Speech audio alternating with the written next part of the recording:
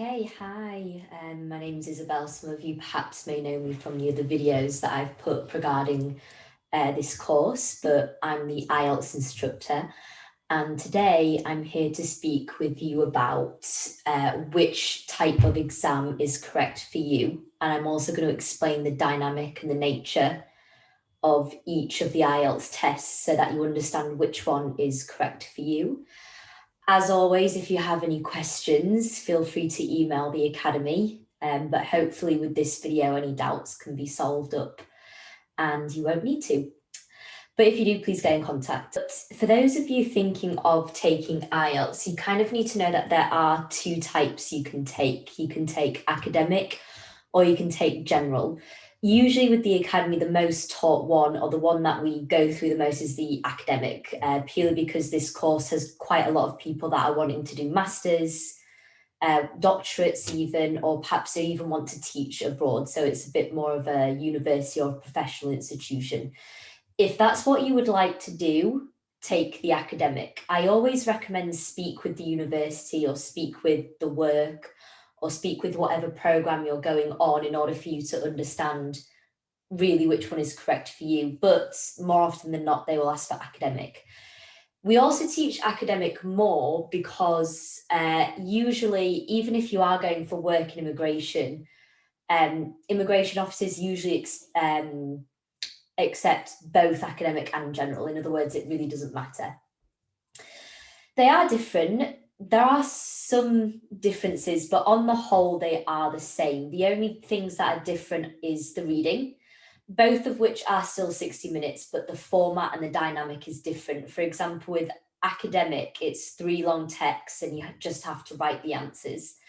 With general, it's a bit more multiple choice, the texts are shorter, and the texts are things like magazine articles, newspaper clips, advertisement, texts that deal with kind of everyday settings, so to say, but academic is a bit more of a heavy, longer text. The writings are different. With both writings, you have a part 1 and the part 2. The only thing that's different between academic and general is the part 1, and I will be going over that in more detail today. As for the speaking and the listening, they're both exactly the same. There's no difference whatsoever. They're both 11 to 14 minutes. Whether it's 11 or 14 minutes really depends on the day. If there's not a lot of students there, usually it will only take about 14 minutes. If they're in a rush, it's about 11. And it also depends on how you perform. In other words, if you are struggling to speak and you're not saying too much, obviously the test is going to be shorter. But I will explain the nature of the test kind of later on in the video. The listening as well, 30 minutes, 10 questions with 4 sections, both exactly the same, no difference.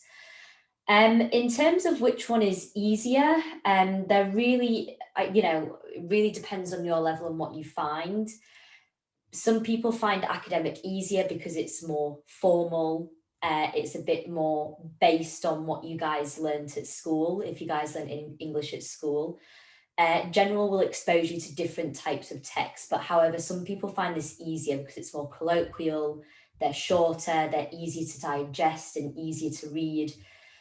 It just depends which one. I recommend you take a look on the official IELTS website. A link will be provided after the video.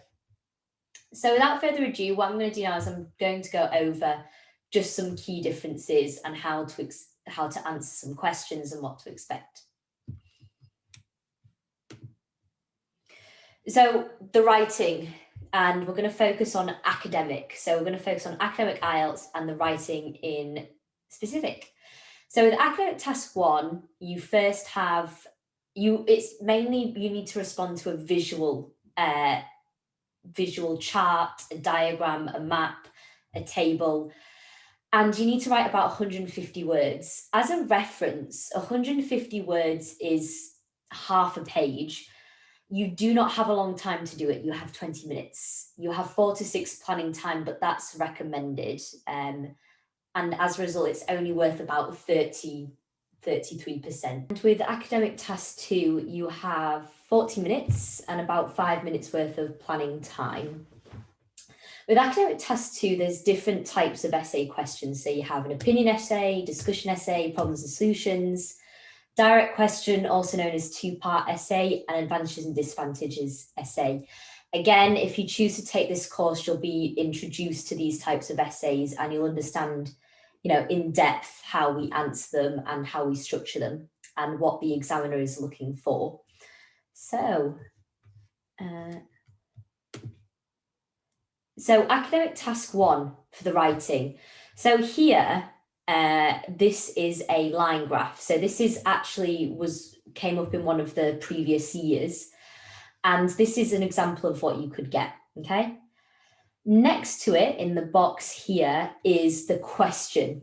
So it says, the graph gives information about male and female gym membership between 1980 and 2010.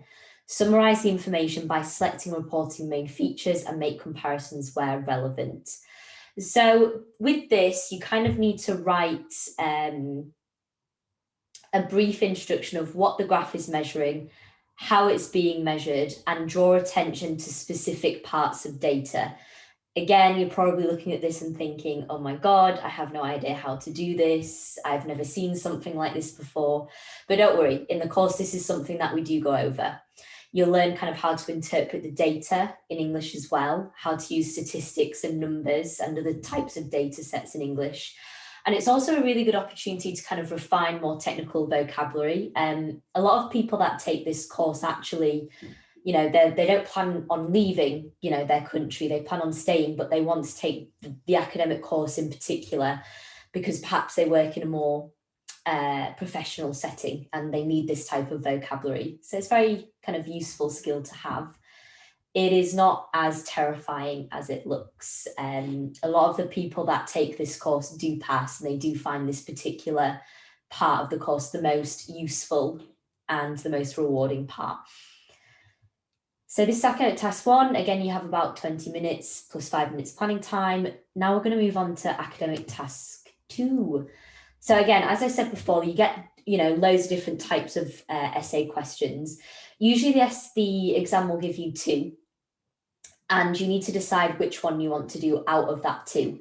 So to the right here, I've just kind of included 3 examples. There are more, there are 5 essay questions in total, but I've tried 3. So the first one, the government should lower the budget on the arts in order to allocate more money to education. To what extent do you agree? So with this question, we look at things like the importance of the arts. We would look at the importance of education, what children should be learning, what parents should be doing. It kind of draws on different ideas that we can not only research independently, but also bring to class. A lot of the oral-based activities we do in class are based off of these essays. So it's a really good opportunity to look at questions that perhaps you never thought of in your mother tongue before and think of them in English. Not only that, but it's also a way on how to structure a good piece of writing. So with an introduction, paragraphs, conclusions, and overall just having good punctuation and grammar. We also do like a little workshop on how to write creatively and what it means and what you need to include to have a fun, interesting, enticing piece of writing. And we apply these skills to the other essays. So for example, the next one, children who start reading earlier in life perform better later on in their school studies. How important are early reading skills in a child's academic performance? What other preschool factors influence a child later in academic achievements? So this could be things like a loving household, a good diet. So thinking of different reasons on how to answer these questions. And it's again, using this vocabulary that you will plan and learn in the course. And this particular question here, the one in the middle, is a direct question essay. And again, you will be able to identify these types of essays as we progress on the course. And then finally, the last one, many things that used to be done in the home by hand are now being done by machines. Does this development bring more advantages or more disadvantages? Again, so the topics range from education to technology to government. We've had some really kind of philosophical questions being spoken about in class. The main trick with IELTS is to kind of have an opinion about everything. So that's why the course is, quite intense, quite engaging. It requires a fairly good level of English before starting. And obviously it just requires a genuine interest to look at different types of topics. So this is academic. Now we're going to speak about general.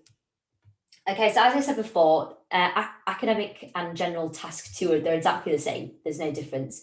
And it's worth the same amount. That's meant to say 40. I don't know why it says 30. Please ignore that.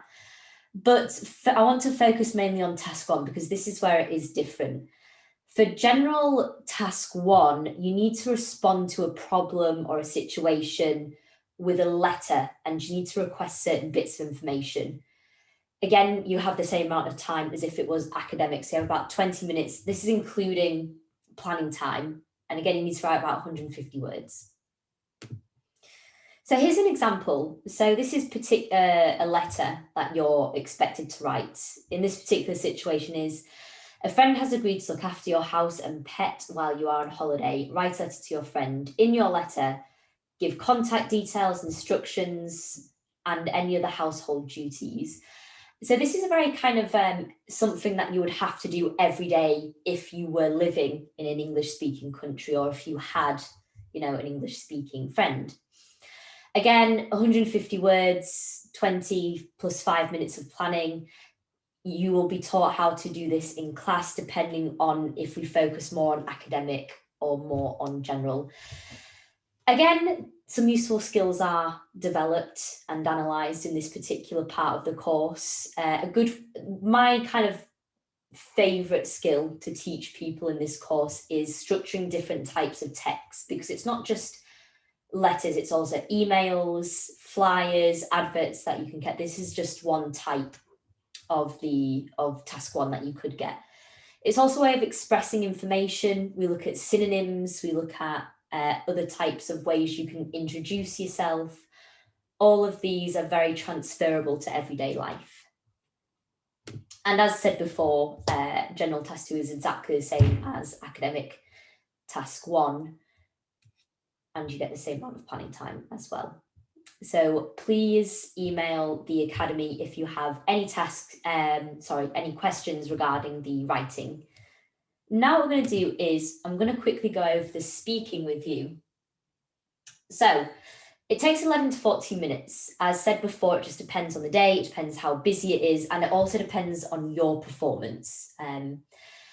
You cannot take this online. You can take academic and general, listening, reading and writing online, but you cannot take the speaking online. And it's in a real life situation. Your instructor could be from anywhere. They could be from England, they could be from America, they could be from Poland, they could be from China. It just really depends on the centre. Where the Academy is based in Madrid, we do have quite a big English population, so it's likely that the examiner will be from England, Ireland or Scotland, or maybe even the USA, but again, that's not something that is a promise. So you need to be able to expose yourself to different types of accents. You'll be graded mainly on fluency and what you can produce naturally. You have very little planning time with IELTS. The reason why is, in comparison to other certifications for Cambridge, for example, IELTS is trying to test your natural abilities rather than hard academic ones. And that's why in the speaking you get very little time to plan. And it's the same for both. So general and academic is exactly the same. So what to expect? So it's divided into 3 parts. We're going to focus on part 1 for now. So part 1 is just a genuine, normal introduction. If you were to have coffee with a friend in London and you were getting to know them for the first time, what sort of things would you ask? What do you study? Do you study science? Do you study technology? What about law? Why did you choose that subject? Is it because you enjoy it? Is it because you want to earn lots of money in the future? Do you get on with your colleagues? Yes, I think they're great people. One of them is my father, in fact. or perhaps no, you don't get on well with your colleagues. And so this is just very basic information that doesn't require too much tense, it doesn't require too much heavy vocabulary. It's just testing if you are able to engage in a simple conversation with the examiner.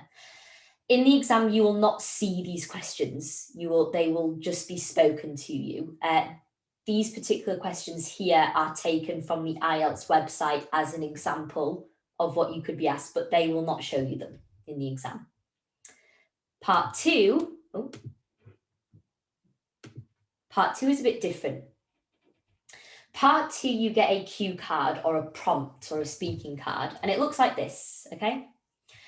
This particular one is about a job. So you need to describe a job that's important to you in your country. Is it a doctor? Is it a lawyer? What about a footballer?